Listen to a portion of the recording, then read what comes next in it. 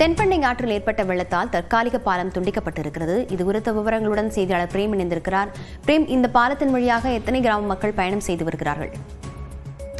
லாவண்யா, சாத்தனூர் அணையிலிருந்து உபரி நீர் திறக்கப்பட்டதால் தற்போது கடலூர் மாவட்டத்திற்கு வெள்ள அபாய எச்சரிக்கை விடுக்கப்பட்டிருக்கிறது. அதேபோல் தென்பெண்ணை ஆற்றில் வெள்ளப்பெருக்கு ஏற்பட்டதால் பல சாலைகள் என்பது தற்போது தரைப்பாலங்கள் மூழ்கி இருக்கிறது. குறிப்பாக நாம் பார்க்கக்கூடிய காட்சி என்பது கடலூர் மாவட்ட ஆட்சியர் அலுவலகத்திலிருந்து கடலூர் பட்டமக்கம் வரை செல்லக்கூடிய கட்டர் சாலை. இந்த சாலை கடந்த ஆண்டு தென்பெண்ணை ஆற்றில் ஏற்பட்ட வெள்ளப்பெருக்கு காரணமாக மருதாடி என்ற பகுதியில் பாலம் முழுமையாக பழுதடைந்தது. இந்த பாலத்தின் அருகே தற்காலிக பாலம் என்பது அப்போது அமைக்கப்பட்ட நிலையில் போக்குவரத்து என்பது நடைபெற்று வந்தது. இந்த நிலையில் நேற்று இரவு கடலூர் மாவட்ட பெய்த கனமழையின் காரணமாகவும் சாத்தனூர் அணையிலிருந்து திறந்துவிடப்பட்ட உபரி நீர் காரணமாகவும் தென்பெண்ணை ஆற்றில் ஏற்பட்ட வெள்ளப்பெருக்கு காரணமாக இந்த தற்காலிக பாலமும் தற்போது மருதாடு பகுதியில் உடைப்பு ஏற்பட்டதால் கட்டண சாலையில் முழுமையாக போக்குவரத்து என்பது துண்டிக்கப்பட்டிருக்கிறது. இருபுறமும் போலீசார்கள் தடுப்பு கடையில் அமைத்து போக்குவரத்து நிறுத்தப்பட்டிருப்பதாக எச்சரிக்கை பலகையும் தற்போது அங்கு வைத்திருக்கிறார்கள்.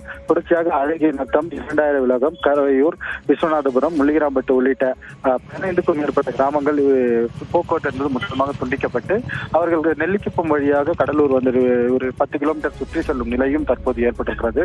தொடர்ச்சியாக கட்டண சாலையை யாரும் பயன்படுத்த வேண்டாம் என்றும் போக்குவரத்து காவல்துறை சார்பில் தற்போது அறிவிப்பும் வச்சிருக்கப்பட்டிருக்கிறது. விவரங்களுக்கு நன்றி பிரேம்.